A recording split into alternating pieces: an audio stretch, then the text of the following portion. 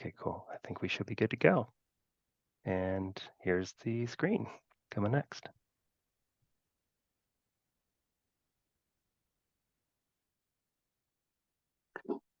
So I just really feel that Shuri is with us. Shuri Gertzen is a funding development specialist and research associate at New Venture Advisors. So she does work internally with them on research and writing, and then also works with nonprofits on their development strategy and grant writing.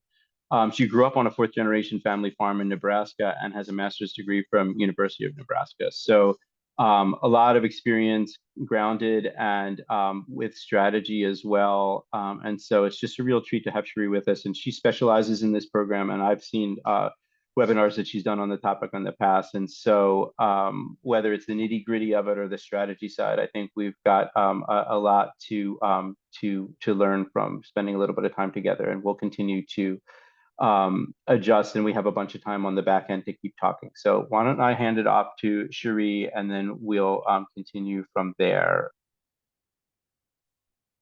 Thanks, Eric. My name is Cherie Gertzen, and I'm with New Venture Advisors. We're a consultancy that specializes in helping build local food infrastructure as well as food system planning.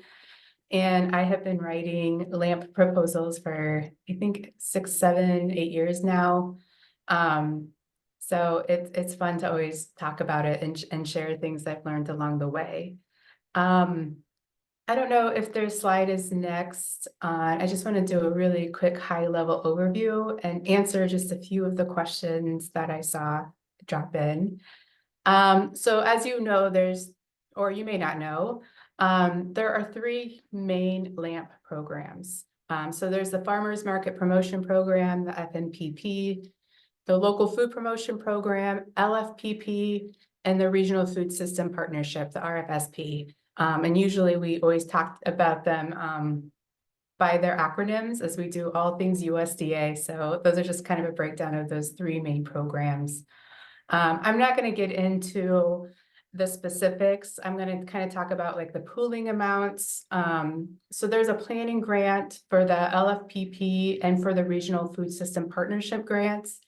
Unfortunately, I'm really sad the LFPP is only up to 100,000 this year. It's usually been 250 in the past, but it's 100,000 up to 24 months. These are great for, again, if you're planning something, if you're still in those phases of deciding what is the best way to move forward, doing a feasibility of some sort. The Farmers Market Promotion Program also has a planning type grant. They call it a capacity building. So this is also helping build capacity among farmers to get them ready to be able to sell in your retail type markets, whether it's a traditional farmers market online. They've kind of expanded how they fund things, and that's up to 250,000 still. The next ones are the implementation grants. For LFPP, it's 500,000. For farmers market, it's their implementation. It's technical assistance as well for farmers and vendors. That's 500,000 over 3 years. And the RFSP is actually up to $1 million. But that's because it's a lot more work and things that you're going to be doing in that time frame. In the past, they've had different programs like a farm to institution focus. Last year, they introduced the turnkey marketing and promotion, and this year they added another one called the recruitment and training focus. These are really because I think a lot of people were asking for these types of activities in their applications, and so they created a streamlined process. So it's not as cumbersome of an application. These are up to 100,000. They're very specific on the activities that are covered, and sometimes they're a really lovely option if you don't want to go for the full LFPP and you're just kind of like, hey, we can use some money to help with our marketing needs that we have, or to help build capacity for farmers and get them ready for wholesale, whatever it is. Real quick, you asked about the pool. There's about $10 million in each bucket, give or take. I think it's a total of 27 million this year total for all of the programs. So it makes them a little bit competitive. It's kind of the last few years, there's been a lot more ARPA money involved in the LFPP in the whole LAMP, which has been really exciting as we've seen more projects being funded. Obviously, that money is being scaled back, so it's kind of back to where it's been pre-pandemic. So it does make it a little bit more competitive, but it's not unachievable. The match is 25% match, and for FMPP and LFPP, that can be in kind. I recommend not going a penny over. I say stick right to 25. They aren't going to give you extra credit if you're at 26. Because remember, you're always on the line for all of that money that you're saying. So, I'd say stick to the 25% that they ask for and no more, and obviously no less. For RFSP, it's also a 25% match, but it's a cash match. So that is a little bit more tricky, and we'll talk about that a little bit later as well. So today I want to just kind of talk a little bit about strategy and kind of going through the process of what it's like to put together a proposal. I know there's going to be a lot more technical questions. I think on the following slide, I want to encourage you the USDA does have webinars that they offer on each of these programs at the end of the month, which is, I guess, next week. Please sign up and attend those. Also, if you have questions, they're really good about responding. One small caveat about emailing, if you've never emailed a question to USDA, is when you email them, they're going to give you a response and it sounds really like they're not answering your question, but they're giving you the guideline in which they would answer your question. So if that makes sense. So it's kind of like this, you're like, is this what you mean? It is an answer. It's just kind of a little bit more broad and not necessarily answering your question directly, but they are answering it with the guideline in which that would fall. And they do that because they're getting a lot of questions. Other people might have the same question, as well as these questions are usually posted in their FAQ section. And so they want to make sure that it's kind of applicable to everybody else who has a similar type question as well. All right, I think that's it for my slides. So I think at this point, we just want to have a discussion a little bit about what is this process and how do I approach when I work with clients, when we start the conversation of like, I want to apply for an LFPP. As you know, submitting an LFPP grant is not for the faint of heart. But I don't want to discourage you at all. I want to encourage you to look at the process as kind of an exciting time for your organization or for your business or kind of what you've been thinking of. That this is an opportunity to think like, what have you really wanted to do, but you haven't been able to do because there hasn't been enough funding available. Like this is money for small organizations that can be really transformative. Yeah, thanks, Eric. They really want to be this money can be really transformative. So I always kind of like to always start with like, if we had money to do whatever we wanted to do in this moment, what would that look like? And sometimes it's a conversation that is evolving. Sometimes people know exactly right away how they would use that money. Sometimes it's kind of like, I understand that this program, I need to figure out how we want to do fits within their parameters. There's a little bit of that. So, sorry, I'm gonna need to pull up my notes here. So kind of in that whole planning process, I always like to think about, who else is involved? Like what other organizations are going to be impacted by this funding? Who do we want to be a part of this planning process? An application really is stronger based on who your, community partners are. And what's exciting about this is that sometimes it allows you to reach partners that you haven't they're new partnerships. They're people that you haven't been able to approach before. You haven't quite been able to figure out how to build that partnership. And so this is a really great opportunity to say like, hey, we have this money, how can we work together and collaborate in those ways? So that would be number one, is the collaboration pieces of it. The other part of it, I want to go back to is the funding piece of it. Because, you know, as part of the whole, as you're looking for funding for this grant as well, this is an opportunity to, again, also approach people who could potentially be your matches as well. It might not just be, you know, sometimes it's in kind, but sometimes this is the chance that you need to talk to a funder to say like, hey, if we get this money, can you also help us with that? And the reason I bring this up is I was helping a client last year. They were going after an RFSP. We needed a cash match. And what was really, the client used that opportunity to approach a few other people who were able to provide this cash match. They saw the value in the project that she was presenting. Unfortunately, the grant wasn't funded. However, the cash match partners are still really excited and chose to give the money anyways. So again, like anytime you're going through this whole process, it's never in vain. The other thing to always think about too, as you're preparing your proposal for LFPP, because it can be kind of overwhelming, and you get to the place where you're like, this is what we want to do. This is what we want to ask for funding for. This is our vision for this project. However, we aren't quite ready. The beautiful thing about LFPP is that it's been an annual grant, and it's going to be there next year as well.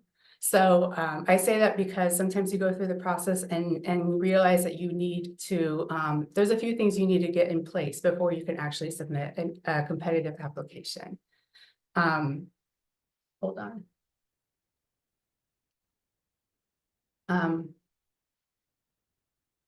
Yeah, and that's part of my coaching as well, is when I'm talking to clients beforehand.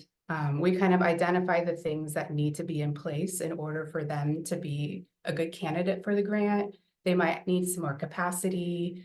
You know, one thing that's really unique about LFPP is they want you to have this critical infrastructure. Your facility might not be at the place where the USDA is going to be excited to fund it, because you still need to, you know, get your building in order, get it ready to be, you know, operational. So there's just always that time to know, like, is this something that is better to do next year versus this year?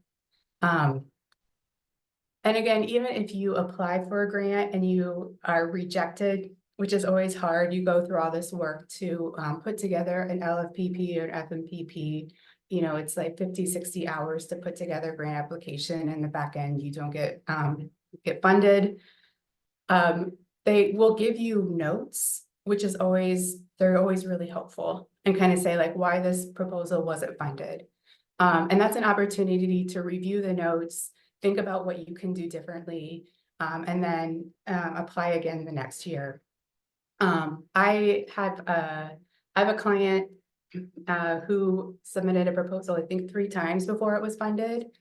And each time that she was able to, you know, I think it was the 3rd time, and the final time that we worked together is when she finally got funded. And it really wasn't anything that I did, though, you know, I was kind of helped like to direct it, but a lot had changed over those 3 years as well.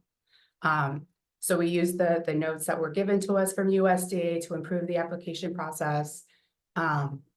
And we're able to successfully get funded in the end. So again, if you go through the process, you don't get funded, don't think of it as a failure. Like, hopefully things happen along the way that still get you excited for kind of the vision you have for your organization.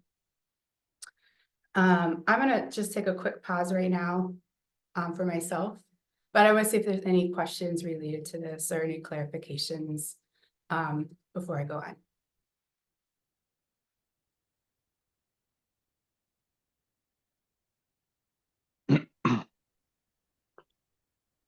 And feel free to interrupt me. I'll just throw back in one that Mike said, because I think it was alluded to in some of your comments, but we could center it, if it's a individual food hub or an individual value chain coordinator organization, the idea of a standalone sort of proposal being competitive in relation to more of a multi-stakeholder proposal, and how to know when it's time to start getting into that outreach process and when it might be worth saying, well, we got a thing and we need this thing, and I think we should just go it alone.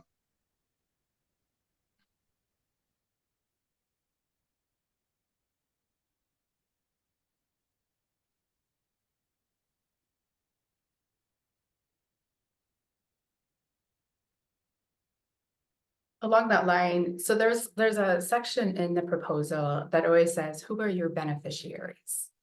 And I kind of use that time to think about who do we think the beneficiaries are of this project, whether it's, is it an institution that's going to be purchasing more food? Is it, obviously hopefully it's, local food producers, or it's local growers.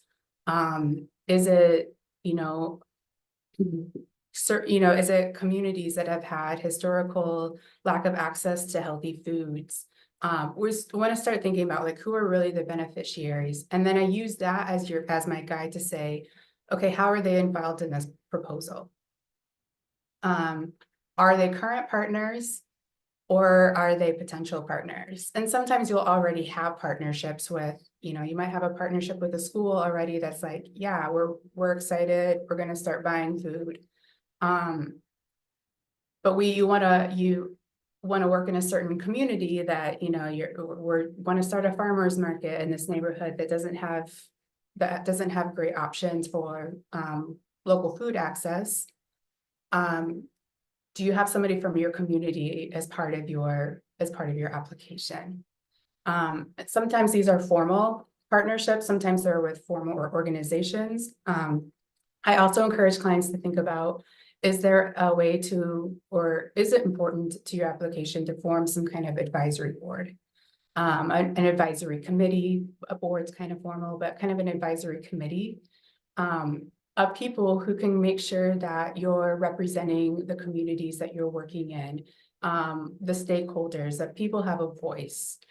Even if it seems like it's to me, I mean, as I think it's an important way that we create avenues for voice, that we make sure that we are doing things alongside people and not for people. The other back end of it too is when I'm forming advisory committees, it's also a great opportunity to build that into your budget, meaning, are you compensating your community members as well? It's always great to show the USDA, to show them that this money isn't just benefiting your business, your organization, but it's a way that you're investing into the community as well. And so having advisory committees, I usually like to make sure there's a stipend allotted for them, since you're going to be asking for their time. We want to value people's time, especially since many of these people are often busy. Also, as you know, champions of ideas and of community events get over asked to do a lot. So this is the time to make sure that you know that this is a valued part of your project. So to include it in your budget, as well as getting a letter of support from them as well. So yes, Susan. Yeah, hey, I think that's such an important point, and I just wanted to name that in our last LFPP, which is an active award right now, so under Local Food Promotion Program, we got pushback on calling it an advising committee or a steering committee. We actually had to use the term subject matter expert panel. Okay. Yeah, lovingly known as the SMEP on our team. And that was to make sure that we were using the correct terminology with USDA. So definitely encourage folks to incorporate that, but check the terms and conditions around what's allowable and unallowable costs, and make sure you're not hitting up on some of those areas with the advisory committee piece. Thanks, Susan. That's good reminders. Which also brings up another great point too. And then I think there was another question, Mike, I'll get to you, which is, as overwhelming as it is to put together the applications, once you've submitted it, they go through this review process, and there's a couple of different phases of the review. And there's a moment when the USDA is kind of saying, we want to fund you, but your budget isn't quite what we can fund, or maybe there's some other pieces, whether it's the languaging or your outcomes, or kind of questioning your ability to achieve some of these outcomes. So there's this negotiation period that happens, which is always great to know up front, and don't be afraid of it, because actually it's one of those times where you're like, okay, they want to fund your project. They just want to make sure that you're hitting kind of what is expected of you, and expected of your project. So it's this really beautiful negotiation period. So don't be afraid. In fact, be really excited that stage is happening. And also just to know that, like, if you feel like you're not quite sure on your budget, they will, just go for it is my, because they will come back and say yes or no. So if you're unsure of something, just know that you will have an opportunity to change it, and it's not going to immediately take you out of the running for grant if you do something, that isn't quite up to what they want. Mike, did you still have a question, or was that answered? No, I just answered my own question. I was going to ask you if you could do subawards, but I see that they are allowed. So thank you. Great.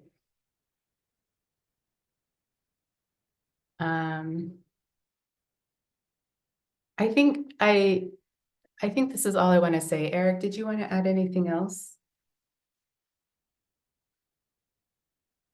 You did.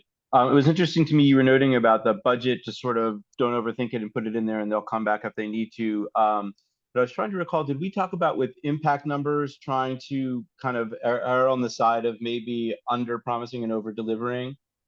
We did talk about that, but that's good. There's also a fun section at the end that they've redone this year, so it looks a little less daunting. But it's a kind of an outcomes, because as you know, being awarded a federal grant is going to require some reporting. They want to see some output metrics from you. It's really easy to look at that and be like, oh yeah, we're going to reach 50 farmers. You're not going to reach 50 farmers, and that's okay. You might, depending on your program, it might just be 20. Or what I mean, based on what you're doing. My rule of thumb is to always go a little bit lower than what you think you can do, so you're hitting your metrics, and then over deliver. The USDA understands reasonable and feasible and doable. They have a clear understanding of kind of, this is the reality, especially if you're in a really remote rural area that doesn't have a lot of local food. You have a lot of work to do. So a win might be like 5 producers. I'm just kind of using this as an example. So think about, we're talking about scale. We're talking about what's doable and reasonable in your area, and what that also kind of pushes you a little, but we want to make sure that you can meet your metrics.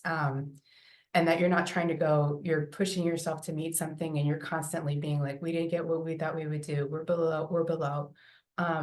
Shoot for under. And in fact, sometimes they might even come back and say like, hey, this number feels a little high. And it's okay to say, oh, it is a little high. We'll knock it down, just so we know that we can definitely get these metrics.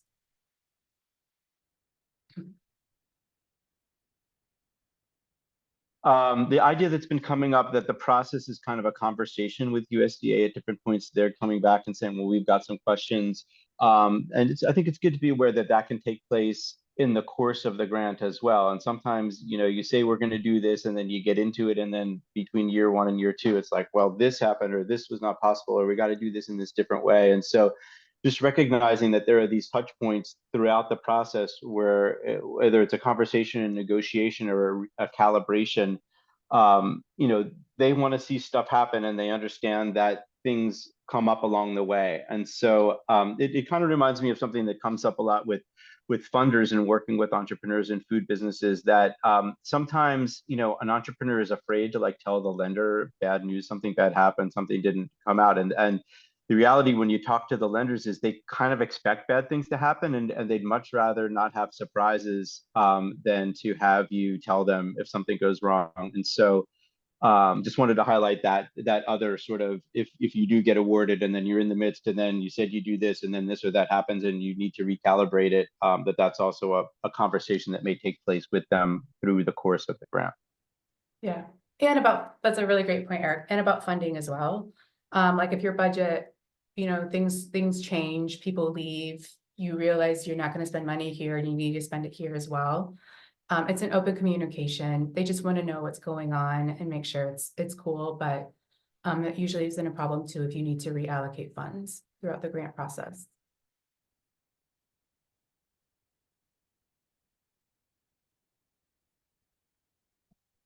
Other thoughts or questions out there? I'm just curious if there are folks in the room who have done one, but it was helpful to hear from Susan and the little kind of rethink with language that they needed to do with that grant. Others out there that have done any, probably on the farmers market promotion or the local food promotion. Anybody out there who has or is in the midst of one? Sue, were you? Any Yeah. thoughts on your experiences?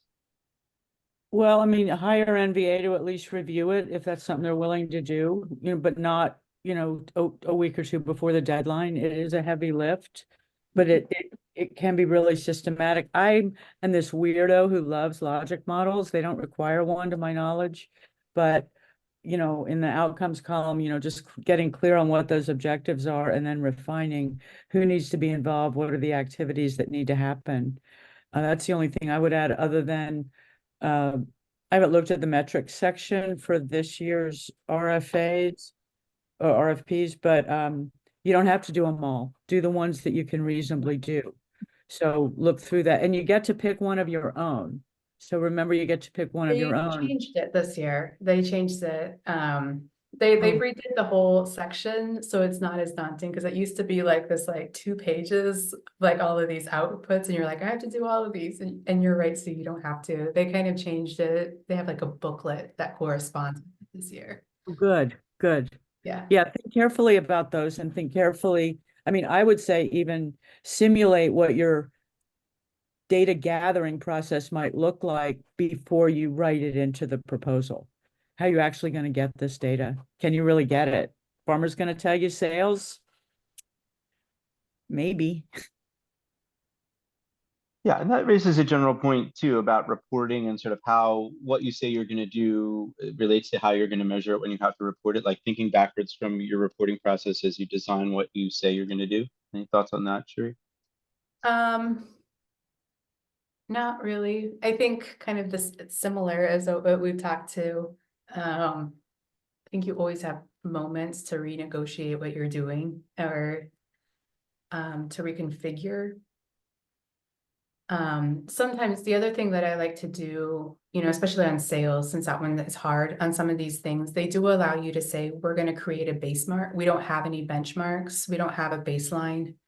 And so sometimes I use that as a recommendation for your outcomes, is to say, don't try to necessarily get a number, but just say, let's create this as a baseline. And they actually ask you, in the past, if I recall correctly, they asked you to kind of put that as part of your objective, a prior objective as part of your grant.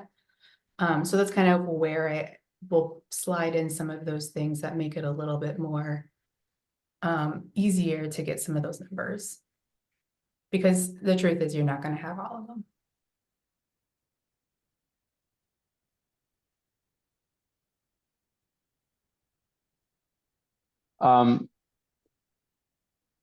Yeah, I wanted to check in on this. This is something that Pete mentioned to me, and just see where folks are at with with the time today around more LAMP stuff, or if we wanted to touch it all on regional food business centers while we're here, because I know that, and this is actually something that came up when I was talking with Cherie, because coming through the pandemic funding levels, there are these range of different programs that are moving through with ARPA funding, and then other ways that USDA is trying to encourage and incentivize collaboration and impact. And so I know Cherie and I talked about the RFSI infrastructure grants and how that might relate to this, and then the regional food business centers came up today. And so whether it's in relation to LAMP and or as an independent topic, I'm sort of moving both directions. So I'll go to Cherie first. Yeah, I You do can have check a back with little bit Sue. more information on that.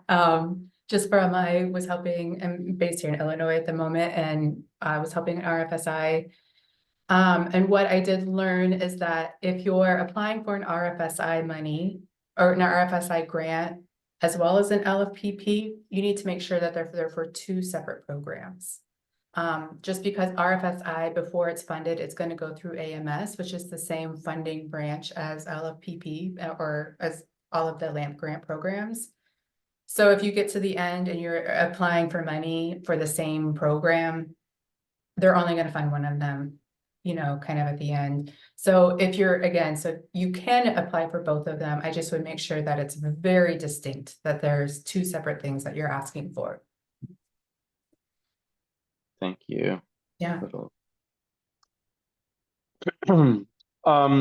So any additional thoughts or questions on LAMP while we're here, and then maybe we'll touch on regional food business centers for a little bit if not. So opening the floor, chat, or feel free to speak up or raise your hand. And thank you again, Cherie, for sharing both your own experience and what you've seen with folks going through all the different phases of this. Sometimes it can be hard to think about what might happen in the middle or the end when you're focused on, oh my God, I got this deadline to get this application in. So it's nice to look at it panoramically and across years. And I know with my experience as a funder, we've often seen folks come in with a proposal that wasn't quite ready for a yes, and then they hook up with some business technical assistance and come back the next year and do a great project. Susan? Yeah, maybe just a couple other things that I've learned from managing a couple of these.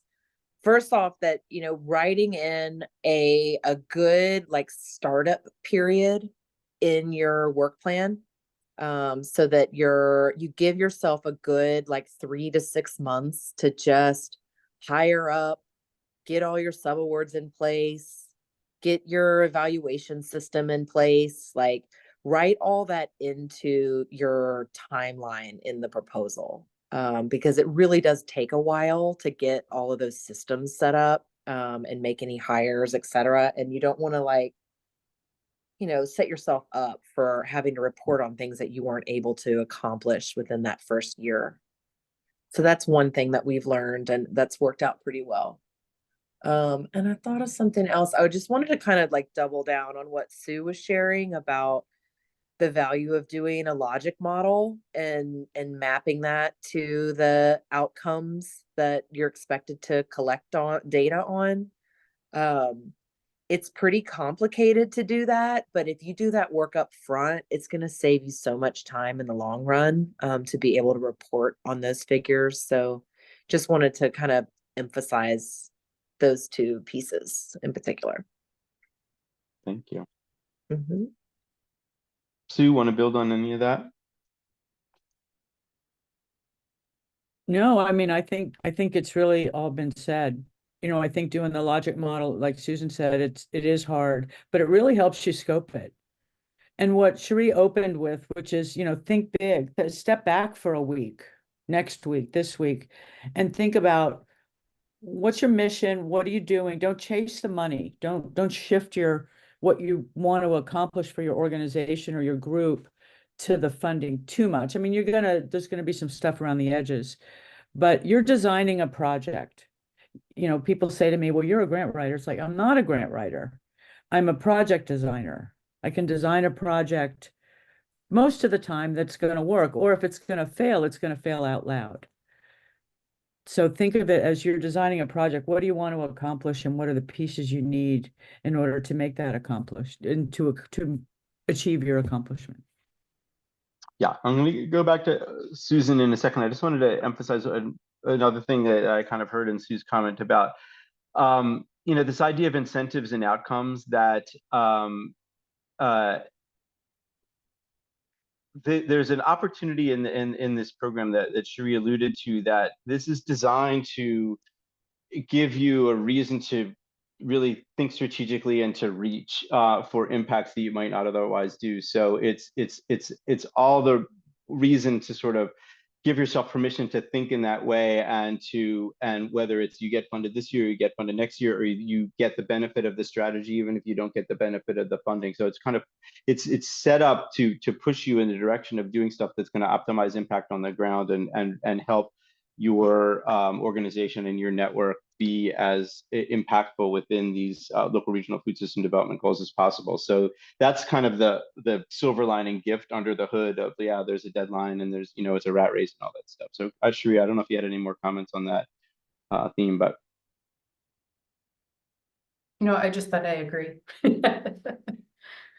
Susan, did you have more? And then we can go back to Sue. I mean, I just quickly, I would Okay, just go add, for it. if you're not going to apply this year, think about being a reviewer, because then you get to see these incredible ideas that come through the LAMP applications, and you get to understand how the criteria is interpreted on the reviewer end. It's a great experience. Yeah, and it's always different seeing 10 of them instead of one. You know, you get to see, oh, like this is how it comes across. This is how the logic model, this is how the outcomes read when you're, yeah, great point.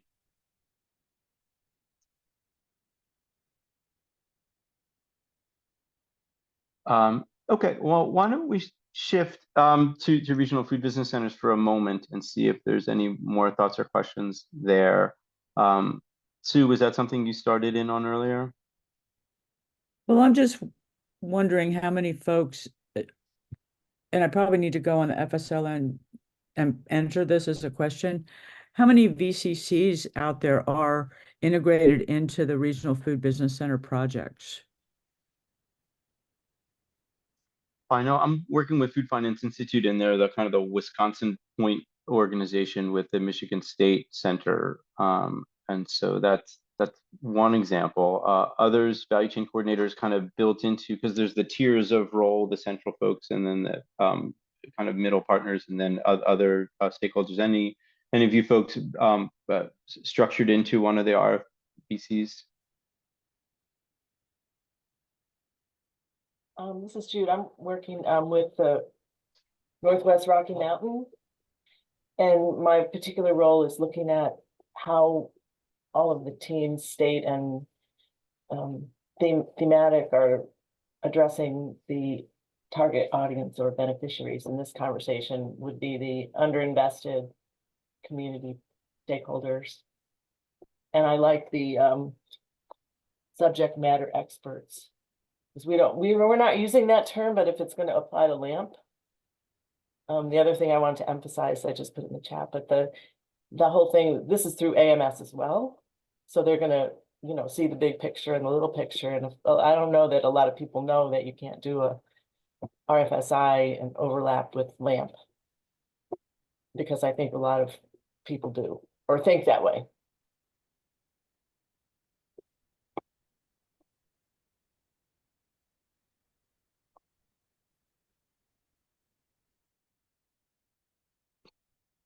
Is in that work, Jude, is there kind of a listening component? Because one of the things I was thinking about with the assumptions is sometimes the sort of the guessing of what a population needs, and then it's not, it's kind of off base a little bit. Is that part of what you're seeing in your role? That sort of the listening and calibration with the different populations that are sought to be served? There's both. There are some aspects that are hit the ground running to meet that sort of agency urgency, shall I call it, where